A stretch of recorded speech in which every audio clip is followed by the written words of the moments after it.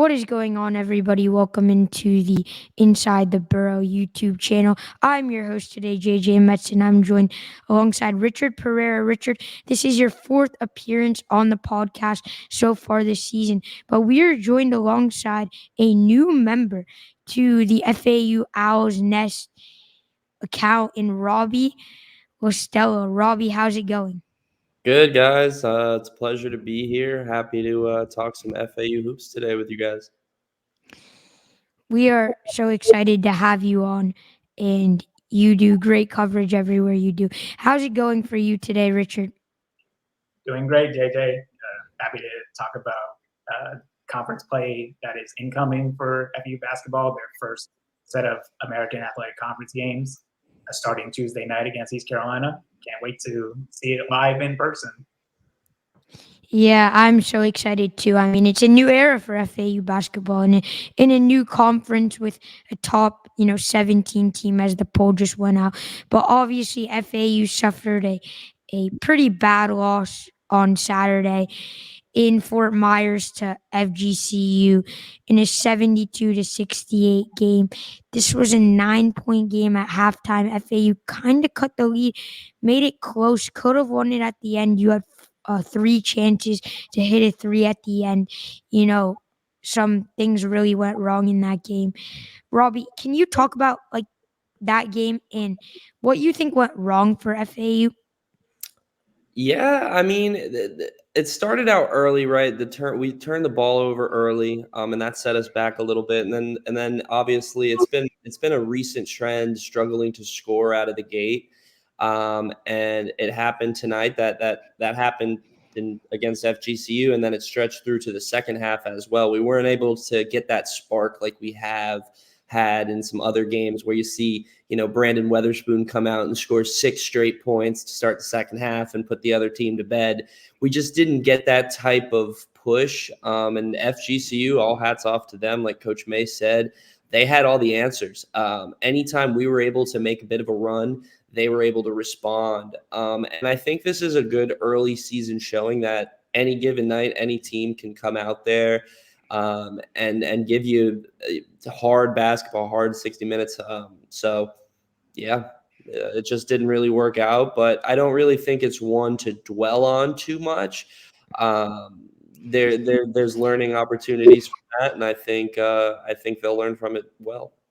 Yeah, and this loss reminded me a lot like Bryant, where everyone was overreacting, and the FAU fans were saying not to dwell on it too much. And the next weekend they come out and they're just back to where they are, beating A&M and Butler. So hopefully we can do that in conference play against East Carolina and Charlotte this week. But as you mentioned, this is the first game FAU is playing in the American Athletic Conference in basketball, obviously. It's a new era for FAU. And before we talk about this game, we have to learn where FAU came from and, how hard it was to get to this conference, how long it took. So FAU began basketball in 1988, where they were in the Division Two, where they were in NCAA Division Two basketball, and they did okay. Their first year, they finished 9-19, but after that, they got a new head coach in Tim Loomis, and Loomis was pretty good. He had his first year going 21-7, then back-to-back 15-13 seasons, and the Owls were on a good winning streak. I mean, 3 back-to-back winning seasons. And Loomis got them into Division One basketball from 1993 to 2005. FAU played in the Trans-American Conference, which is also known as the Atlantic Sun Conference, which is a team FGCU is playing in right now, who beat FAU in the Trans-American Conference. The Owls sort of struggled, but they had a couple of good years. The down point, the lowest point was that 1999 to 2000 season where they went 2-28 under head coach Sidney Green. But 2001 to 2002 was the second best season in FAU history. During that 2001 to 2000 season, Green led the Owls to a 19 and 12 record, 13 and 7 in the Trans American Conference, and they ended up beating Georgia State 76 to 75 to clinch their first conference championship. Richard, you're very familiar with that season, that 2001 to 2002 season. Can you tell all these FAU fans, the newer fans, the fans that are just, sort of starting to watch FAU about that season? Yeah, definitely. The 2002 season is the season where FU started to make their name known across the entire country. It's not as big as it is for this past season for FU, but it was still significant nonetheless. Sidney Green leading the team to their first ever appearance in March Madness, fiercely competing with Alabama, who was a 2 seed at the time, while FU was a 15 seed. And FU was leading in that game in the first half. They were up at halftime. But of course, a certain guard named Mo Williams, who went on to have a very long career in the NBA, including winning a championship with the Cleveland Cavaliers in 2016, he went off in the second half, and that ultimately ended FU's run right then and there. But regardless, it was a huge milestone for that team, for Sidney Green, for Raheem Brown, for Ernest Crumley, for Jeff Cowens. All three of those names I mentioned are the guys that I talked to for a story I did a few years ago, celebrating their 20th anniversary back in 2022. Talking to them about the memories, the history, the memories that they created with one another. And when it comes down to it, they still talk to each other about that run. Every year they celebrate that run. And it's created an unbreakable bond between all the players on that team. And it was extremely about everything they've done together in that time. And they still talk to each other since that very year. Since the time they played together, and they still talk to each other to this day. So, but yeah, very humble beginnings for FU basketball from '88, being one of the more older programs in FU's history, over a decade older than the football program. But yeah, right now they've grown from that, going from the Atlantic Sun to the Sun Belt Conference USA for a couple of years, had a couple of consecutive losing seasons in Conference USA. But once Dusty May came in, all the success started coming in, and with the Final Four appearance last year, it's pretty good. There's a lot of great things to come for FU basketball, and we get to start that tomorrow night against the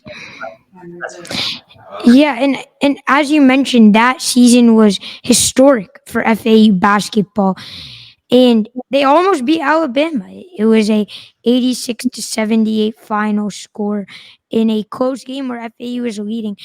Then from 2005 to 2018, it was really a coaching carousel type, years. The Owls were Matt Doherty was the coach for FAU for 4 years, and then FAU hired Mike Jarvis, who was the assistant at St. John's University. He was someone who was a very good basketball coach, the second winningest basketball coach in FAU history. He won 100 games at four different schools, and Jarvis resigned after reports indicated that he was going to be fired. He finished 76 and 112 after 6 years in Boca Raton, and FAU obviously was in the Sun Belt Conference, and they proceeded to join the Conference USA, where they would compete very well in the Conference USA under Coach Dusty May. And they found out that teams like Houston, UCF, and Cincinnati were leaving the American Conference, and they were looking for people to join. And that's how the Owls were picked to join the American Athletic Conference up from Conference USA. So, that's definitely a huge milestone. with that being said, FAU is taking on East Carolina in their first ever game in the American Athletic Conference, and it's at home, which makes it 10 times better. Robbie, when you look at this ECU team, what comes to mind first? Well, they do have a very talented basketball player in RJ Felton. He is somebody that is going to give FAU problems. He gives all the teams they play problems. He's their best player by far. But that's a twofold because they're not the most team-oriented basketball. It can be a type of game where RJ Felton scores 25 and then the next best player only scores 12. And that, in my opinion, at least, is really not the recipe for success against a team like FAU. They're going to try to find ways to shut Felton down and force other guys like Johnson, or I'm going to call him by his first name, Ezra, because I don't want to mispronounce his last name. He's their big man. So yeah, there's other guys that contribute a little bit, like I said, but it's really the RJ Felton show. And I think that's what, has led to a little bit of their not the greatest start, but nevertheless, as we saw with FGCU, any team can come out there and compete. And I do think ECU is going to come out strong and, try to give FAU a run for their money on their home court. Especially because I will say it'll be a packed house, but the students are still out of town on Christmas or winter break. So it may not be as crazy as it usually is. It still may very well end up being, but the students may not be there in full force. Yeah, and Felton is someone who I watched at his time at Texas last year. He was someone who was so explosive, is such a good guard. He's averaging 16.8 points per game, 6.8 rebounds, and 1.1 assists. Something that he does well is shooting the three. He's shooting just over 36% from three. And he's someone who has had ups and downs. I mean, he has 2 games where he had over 30 points against Camden, and against Camden, and against the South Carolina Upstate Spartans. And he's had some other games of 25 plus. One of them in particular was against Delaware State. So he's someone who can score a lot of points. He gets to the hoop really well, as I mentioned. He shoots the three very well also. So Richard, how would you like to see the Owls guard him? Would you like to see them double team him? Like, what's your plan for the Owls to try to stop this RJ Felton guy, because he's the primary guy on this ECU team? Yeah, when it comes to RJ Felton, they have to do whatever they can to keep him in check and alongside the other guys they have at their disposal. But when it comes to double teams, they should be able to do that at certain points throughout the game, especially if he's on fire. But to start off, I would just keep him man-to-man because as we've seen from the Illinois game, you cannot underestimate anybody. Anybody can go off at any point at any given time. So you have to have that on your radar. And when it comes down to it, two of their guys, Brandon Johnson, Bobby Pettiford Jr., who are next on the list when it comes to their other best scorers outside of RJ Felton, those are the other guys that you should be aware of. That they are just as capable of getting 15 or 20 points for the Pirates if Felton's off. Like, they are able to step up to the plate when needed. And where a guy like Johnson gives FAU problems is his length. I mean, he's a forward. And so, unless Lorient's on the court, or Vlad's guarding him, or Rosado, really, he's going to have a little bit of a size advantage. So there is potential there for him to win those matchups and give FAU problems. Right. Yeah. And when it comes to FAU, expanding on what happened with FGCU, just keep your heads in the game. Like, of course, the win against Arizona will always be remembered as the greatest regular season win in FAU history over a top 5 ranked team in the country. But it's pretty clear with the loss to FTC that their heads weren't completely in it. And they just got to recollect themselves, just take a deep breath, move on, and start anew against East Carolina. And just be better at the free throw line. You missed 11 shots at the charity stripe. That in a game where you lost by 4, that's definitely not going to cut it, and will cost you a big game if you try to make another deep run in the NCAA tournament. Should you get an at-large bid to make it? And the three-point shooting, I better shot selection. 4 of 20 from 3. It's not going to happen all the time, but just just be better with how you move the ball around the perimeter and get better shot selection with the ball that you got. Yeah, shooting from the charity strike has been the weakness from FAU. I mean, missing 9 free throws in that FGCU game. Guys like Rosado, and Vlad Golden really have to work on their free throws a little bit more. Golden has improved as he shot 7 for 11, I think it was, against Florida Gulf Coast. But I would really like to see free throws become essential, and as they get to the line in this game, make some free throws. Because if you made your free throws against Bryant and you made your free throws against FGCU, you probably would have won both those games and would have been sitting inside the top five. So free throws are definitely essential to make. Brandon Johnson, as you mentioned, is someone who is a very lengthy forward. He's standing at 6'8", and he can definitely cause Lorient or Rosado some problems, as he does have, you know, an advantage in terms of athleticism and height. Robbie, I want to go to you. This is FAU's first ever game in the American Athletic Conference. It's going to be a packed house Tuesday night. The fans are going to be very hyped, going to be looking to get a win because we want to bounce back. We want to get our focus back. How do you think this game is going to go? And what's your prediction? Oh, well, it is definitely it's been tough to tell with FAU recently, right? You never know what team you're gonna get. Are you gonna get that team that comes out there and just dominates a team for the entire game? Or are you gonna get that team that comes out and struggles a little bit in the first half, and then second half they're ready to go and put them away?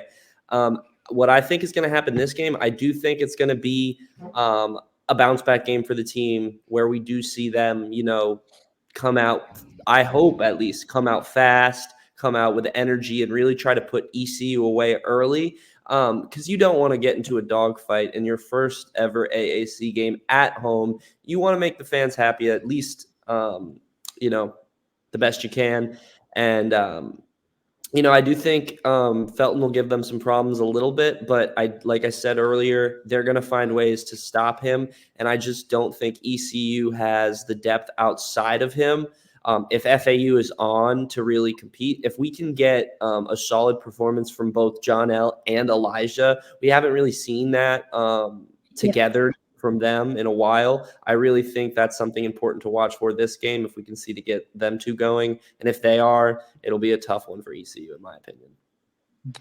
Yeah, and as you mentioned, I want to see that too. I want to see John L. and Elijah both have a good game. I frankly want to see everyone play good, play as a team together. This would definitely not be a great loss. ECU just lost a bye game to East Tennessee State by 16 points at home. So they're coming off a loss. They also lost 3 of their last 4, including one to Florida by 5 points and one to South Carolina by 6 points. So as long as we can stop Felton, I think that will be fine. Richard, how do you think this game is going to go? Definitely going to go with FEU. And if you can tell from my background here, I expect a packed crowd, even if we're on winter break. The students will come out in full force, and definitely on the other side of the court with the alumni and the other fans who will be coming by to watch their nationally ranked Owls. And I'm predicting a convincing win. I go with 87-70. As long as FEU is able to guard the perimeter well, and when it comes to East Carolina as a team, they shoot 31% from three as a collective unit. So just preventing them from getting easy looks at the basket and from the 3-point line, FEU should be good. And especially when it comes to offense, Elijah Martin needs to get going. Like, he's shooting under 40% from the field and just slightly over 30% from three. Like, he's got to get it going. And after a tough non-conference schedule, I'm pretty sure he will have a good breath of fresh air, a good refresher away against East Carolina. And I expect a very big game from him. And well, gonna be very interesting to see how the Owls respond from that loss against Florida Gulf Coast to how they play at home on Tuesday night. Yeah, this game is a must-win game, and I expect the crowd to be sold out. as you mentioned, I expect, all 4,000 people to be in that arena at the Alley on Tuesday night. So when you talk about games that you have to win, this is a must-win game. You can't go on a two-game losing streak. You're already at the back end of the rankings at number 17. If you want to get a 2 or a 3 seed, or possibly, a one, if you can win out, you have to win this game. The goal should be within a top 3 seed for FAU this season. In this game, FAU is going to be hungry to win, coming off a loss. They know that that ranking is kind of been disrespected. They feel like they are higher than number 17. And I feel like they are going to destroy ECU in a game that is more than 25 points. I think we're able to stop Felton early. I think that if we can play good against his zone defense, which has been the biggest struggle, we've been not playing good against zone. FGCU did that. If ECU plays man, I think this is going to be a game that FAU wins. I think that John L. Davis and Elijah Martin both play really good in this game. And give me the Owls 84-52. Bold. I like it. Wow. Okay. All right. That will do it for today's American Athletic Conference preview. I'm your host, JJ Metz, again joined by Richard Pereira and newly Robbie Estella. You can find them on Twitter at Robbie Estella and at Rich Pereira. I am your host, JJ Metz. Once again, this is the Inside the Burrow podcast presented by FAU Owls Nest. And make sure that you check out some of the work Richard Pereira is doing on the FAU Owls Nest site at FAUOwlsNest.com. It is one of the best sites to find for FAU sports news, and you get a bunch of written work there. With that being said, thank you guys so much for watching. See you in the next one. Take care. All right. Thank you guys. Go Owls.